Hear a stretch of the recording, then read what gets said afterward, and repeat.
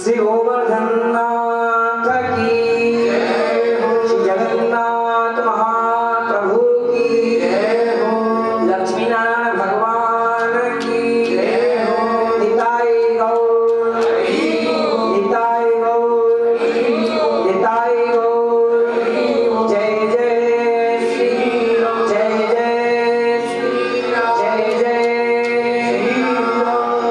श्याम। पर आप जैसे हाफड़वासी प्रेमी को कभी नहीं भूल सके, कभी नहीं भूल सके आपके प्रेम को। इतना दुलार, इतना स्नेह, इतना समर्पण, ख्याल रखना, जैसे एक बच्चा, माँ अपने बच्चा को ख्याल रखे, या प्रकार से दुलार करना, प्रेम करना, ये तो एक ठाकुर जी को जो प्रेमी हो ना वही कर सके। क्यों? क्योंकि वो ब्रजवासी में अपनी लाला को ही भाव देखे ना, हाँ? और जहाँ लाला हुए ना वही तो प्रेम है, हाँ? क्योंकि लाला भी प्रेम के लिए ही ब्रज में पधारा है। कोई पंडित जी बाबा कहते ये ब्रज रज जो है ना वो प्रेम प्रदाता है। वो जो पंडित जी बाबा महाराज जो विराज रहे हैं चित्रपट पर, वो चलती फिरती गिरिराज जी है, सज्जन गिरिराज जी कहा जाता था। तो बाबा का कहना था ये जो ब्रज रज है ये प्रेम प्रदाती है, ये प्रेम प्रदान करती है। क्यों प्रदान करती है प्रेम? तो बाबा कह रहे भैया यहाँ हमारा लाला 11.5 वर्ष पैदल पैदल घूमो है। प्रत्येक कुंजन में, निकुंजन में, ब्रज के एक एक कण में श्री कृष्ण घूमते फिरे हैं, खेलते फिरे हैं। माखन चोरी लीला, कहीं मटकी फोड़ी लीला, कहीं ग्वाल बालों के साथ में कुंदक लीला, अनेकों अनेक लीला पूरे ब्रज 84 कोष में ग्वाल बालों और सखियों के साथ में ठाकुर जी ने की है। इसलिए इस ब्रज रज की जो महिमा है ना वो तो अनंत गुनी है। बाबा ने कहा कि जैसे गंगा, एक बार श्री ठाकुर जी बलि राजा के यहाँ गए, तो बलि राजा के यहाँ पर जाके उन्होंने विशाल स्वरूप धारण कर लिया, तीनों पग में सब कुछ नाप लिए। जब वो प्रथम पग ब्रह्मलोक में पहुंचा तो ब्रह्मा जी ने अपने कमंडल में से जल निकाल कर प्रभु के चरणों को धो लिए और धो के गंगा जी का प्रादुर्भाव हुआ। और गंगा मैया की जय। गंगा जी का प्रादुर्भाव प्रभु के चरणों के धोवन से ब्रह्मा जी के कमंडल में अवतरित हुआ। ठीक बात ठीक है। यहाँ पे ब्रह्मा जी के कमंडल में एक बार चरण धोवन से गंगा जी का प्रादुर्भाव हुआ। अब वह गंगा भागीरथ जी के द्वारा इस मृत्यु लोक में आई, आ गई। जब मृत्यु लोक में आ गई तो कह रहे हैं गंगा गंगा कहने से ही 100 योजन दूर व्यक्ति गंगा स्नान करने का पुण्य फल प्राप्त कर लेता है? उसके पाप क्षीण हो जाते हैं। ऐसे असंख्य लोग श्री गंगा जी में स्नान करते हैं, हैं? जब गंगा गंगा कहने मात्र से ही उसके पाप क्षीण हो रहे हैं और स्नान करने से उसके पापों का शमन हो रहा है। ऐसे गंगा में नहाने का इतना महत्व है। एक बार ठाकुर जी की चरण धोवन से श्री गंगा जी का प्रादुर्भाव हुआ। भैया विचार करो, ब्रज के प्रत्येक कुंडन में लाला ने कितनी बार स्नान करो है? सरोवर में कितनी बार स्नान करो है? कुसुम सरोवर में है, राधा कुंड में, कृष्ण कुंड में, ललिता कुंड में, बिल्चू कुंड में, नवलप्सरा कुंड में है, सुरभि कुंड में, ऐरावत कुंड में, जितनी भी कुंड ब्रज में है उन सब में कितनी बार श्री ठाकुर जी ने स्नान किया तो उनकी महिमा कितनी होगी आप विचार कर लीजिए। विचार करो। जैसे किस चीज का प्रमाण दिया जाता है ना, ऐसे ही अगर हम ब्रज लीला का प्रमाण देंगे तो किसको देंगे? गिरिराज जी को देंगे। 5,500 वर्ष पूर्व से विराज रहे हैं श्री गोवर्धन नाथ गिरिराज जी में। कितने? 5,500 वर्ष द्वापर में गिरिराज जी आए थे ब्रज में, तब से अब तक विराज रहे हैं।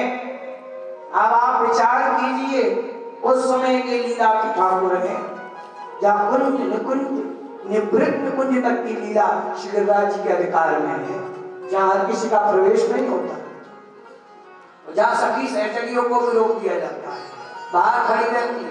निवृत्त निकुंज में तो केवल और केवल प्रिया प्रीतम का ही प्रवेश है, सखियों का भी प्रवेश नहीं है। और ये गोवर्धन नाथ कितने सौभाग्यशाली हैं, श्री ठाकुर जी के निवृत्त निकुंज की लीला का भी दर्शन करते हैं। अब आप विचार कीजिए महाराज, जहां सखियों का भी प्रवेश नहीं है। उन्होंने बताया आगे, उन विप्रदेव ने उनसे पूछा, कहा उन्होंने, पुनः प्रपृच्छन्तम् राजन् गिरिराजा प्रभाववित्।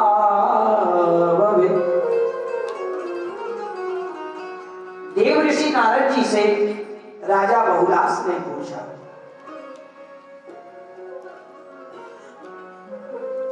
कहा हे नारद जी, आगे क्या हुआ विप्र और उस सिद्धि के साथ में? तो नारद जी आगे कहते हैं, उन विप्र ने कहा कि हे महाभागा, मैं आपसे पूछना चाहता हूं कि अभी तो आपका स्वरूप बड़ा ही विकराल था और एक क्षण में ही सुंदर कामदेवा इव परा, मानो साक्षात कोई कामदेव खड़ा हुआ है, समझ में नहीं आता। विप्र ने कहा, हम सिद्ध से, तो मुझको ये बताने की कृपा करें कि आपने कौन से ऐसे पाप किए थे जिस कारण से आपको वह राक्षस स्वरूप प्राप्त हुआ। विप्रदेव ने कहा, क्यों, महिमा तो बता ही चुके थे गिरिराज जी की, वैसे ब्राह्मण देव को अब ये बता रहे हैं कि पुनर्जन्म में मैंने कौन से पाप किए थे जिसके कारण से मैं वो विकराल काय प्रेत बना, राक्षस बना। पुरा जन्मनि वैश्योऽहं धनी वैश्यो श्रुतो महान् आवाह्यादूत निरतो विटकोष्ठी विशारद। आप पुरा जन्मनि वैश्योऽहं धनी वैश्यो श्रुतो महान् आवाह्यादूत निरतो विटकोष्ठी विशारद।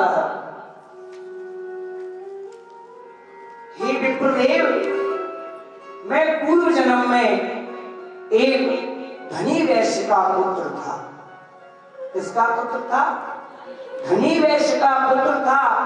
धनी वैश्य के पुत्र होने के कारण मैं बहुत ही उद्दंडी और बहुत ही शरारती था, क्योंकि आजकल प्राय जो धनी होते हैं, मानी लोग होते हैं, उनके पुत्र उद्दंडी ही पाए जाते हैं। क्यों भैया, जैसो खावे अन्न वैसो होए मन। कहां से होटल में ले रहे हैं, रेस्टोरेंट में ले रहे हैं, पतो नहीं कहां ले, जैसो अन्न खाओगे वैसी बुद्धि होगी। आहार शुद्धो सप्त शुद्धि, सप्त शुद्धो ध्रुवा स्मृति। नीतिनाथ की आहार शुद्ध करना बहुत ही आवश्यक है। यत्र तत्र कुछ भी नहीं खाने, हाँ, क्योंकि उसका जो गण होता है वो मन पे प्रभाव करता है। ये लोकोक्ति की बात नहीं है कि जैसो खाए अन्न वैसो होए मन, ये शास्त्र की बातें मैंने श्लोक के साथ में प्रमाणतः बताया है। ये नहीं कि ऐसे ही लिख दिया और कह दिया। आहार का विचार करना परम आवश्यक है। जब तक आहार नहीं सुधरेगा तो आपका विचार कभी नहीं सुधर सकता। इस बात को लिख लेना। चूल्हे पे बनाने की वस्तु नहीं है, हाँ, सामग्री सिद्ध हो रही है। और हमारे पुष्टि मार्ग में तो इतना नियम है भैया, उस सामग्री का नाम तक नहीं बताया जाता कि कौन सी सामग्री आज ठाकुर जी के लिए बन रही है। क्यों? क्योंकि वो सामग्री छू जाएगी, और जो सामग्री छू जाती है उसको ठाकुर जी अंगीकार नहीं करते। क्यों? क्योंकि उसने उस सामग्री का नाम सुनकर अपने रसना के माध्यम से उस सामग्री का रस ले लिया।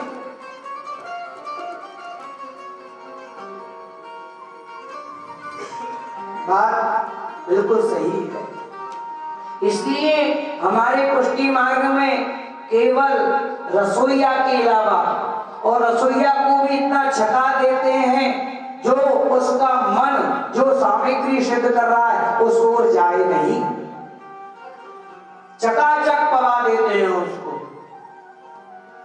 या तो रसोईया में वो भीतरिया ही जानता है कि क्या सामग्री बन रही है, या आचार चढ़ ही जानते हैं कि ठाकुर जी को क्या सामग्री धराई जाएगी। ये नियम है। और सचमुच खेले बिरला,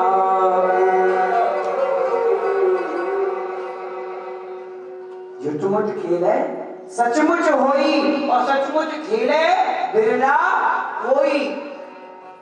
कोई बिरले ही होते हैं जो सच्चे हमारे श्री कृष्ण के साथ में प्रत्यक्ष में खेलते हैं। जैसे पूज्य पंडित जी बाबा महाराज सच्चे को लड़का लाला इनके आंगन में खेलता था। जब बाबा बुहारी लगाते थे तो ठाकुर जी बुहारी को पकड़ लेते थे।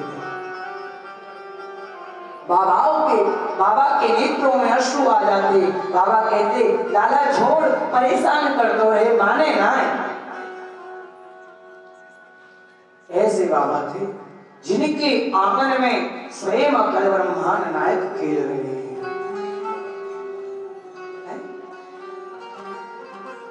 तो कोई भी सामग्री धराई जाए तो इस भावना से धराई जाए कि इसको ठाकुर जी अरोगेंगे।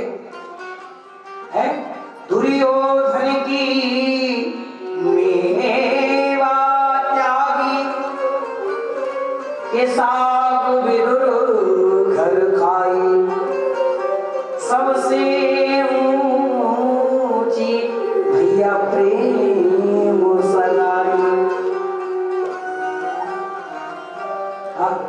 कहने मात्र से प्रेम नहीं होता है। जोई जोई प्यारो करे भावे मोए सोई सोई, और जोई जोई करे प्यारो भावे मोए सोई सोई। जो ठाकुर जी करते हैं वह भक्त को अच्छा लगता है, और जो भक्त करते हैं वह भगवान को अच्छा लगता है। तब समझ लो कि आपकी सेवा ठाकुर जी स्वीकार कर रहे हैं। हाँ भैया, इसमें कोई संदेह नहीं है। भक्त को प्रत्येक लीला का दर्शन होता है। क्यों? भगवान भक्त के साथ में लीला करते हैं, और भक्त भगवान के साथ में लीला करता है। पूज्य पंडित जी बाबा रात्रि के समय इस देह को छोड़कर ठाकुर जी के नित्य विहार में जाते थे, और जैसे ही सुबह होता, सुबह उनको जगाने का समय बाबा का 4 बजे 3 बजे उठ जाते थे। कभी कभी नहीं उठ पाते तो जो सेवक थे उनको बाबा को उठाने के लिए जाते, तो बाबा के पैरों में गोगलू के कांटे लगे पाते। आप विचार कीजिए, जो जीव यहाँ पर सोया हुआ है, चारों तरफ से कपाट बंद है, बाहर जाने की कहीं से कोई रास्ता नहीं है, उसके पैरों में गोगलू के कांटे कहां से लगे?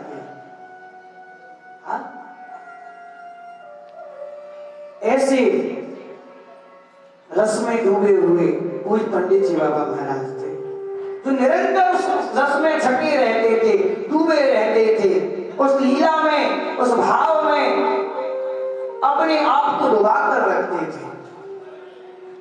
क्योंकि महापुरुष तो होते ही डूबने के लिए और डुबाने के लिए। तो काय का समर्पण किया उसने, बताओ?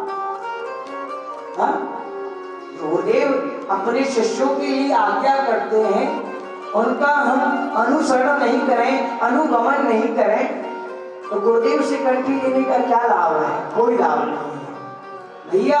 इसके लिए ध्यान रखें, जो भी जिस आचार चरण से जुड़ा हुआ है, उनकी जो परंपराएं की जो रीति है, जो नीति है, जो भी भाव है, उन सबको जानकर और अपने जीवन को वैसा बनाए, तभी गुरु कृपा के पात्र बन पाओगे, तभी गुरु कृपा के पात्र बन पाओगे। गुरु को सब मानते हैं, गुरु की कोई नहीं मानता महाराज। गुरु मेरे भी गुरु है, मैंने भी गुरु बनाए, अरे मैंने तो उनको गुरु बनाया है। शिष्य कोई बनने नहीं गया, गुरु सब बनाने गए। गुरु बनाने गए, शिष्य बनने नहीं गए। आजकल गुरु बनाया जाता, शिष्य नहीं बनाया जाता, शिष्य नहीं बना जाता। ऐसी स्थिति है जीवों की। जबकि पूरी पंडित जी बाबा कहते हैं, भैया गुरुदेव के हाथन में अपने आप को भेज दे, वो जैसो कहे वैसो ही करे, तब जाके या लाडले लाल ठाकुर की प्राप्ति है पाएगी, नहीं तो बात को खेल बादन को खेलना। जब तक आचार चरणों को अपने आप को नहीं बेच दोगे, तब तक आप पर प्रभु कृपा प्राप्त नहीं हो सकती, प्रभु प्रेम के पात्र नहीं बन सकते। जो प्रभु प्रेम का पात्र तो गुरुदेव ही प्रदान करते हैं वैष्णव को, भक्त को। हे अर्जुन, भक्त मुझको पत्र भी नहीं हो, पुष्प भी नहीं हो, फल और फल भी नहीं हो, अंजलि में भाव पूर्वक जल भी देकर मुझको देता है, तो मैं उसको भी स्वीकार कर लेता हूं। पत्रम पुष्पम फलम तोयम यो मे भक्त्या वर्षति। पत्र पुष्प फल ये भी नहीं हो, यदि जल है भाव से, तो अंजलि के जल को भी मैं स्वीकार करता हूं। भक्त और भगवान का तो भाव का संबंध है। जो सब कुछ उन्होंने आपको दिया है, आप उनको क्या दे सकते हैं? केवल प्रेम तो मांग रहे ठाकुर जी है। राम ही केवल प्रेम ही प्यार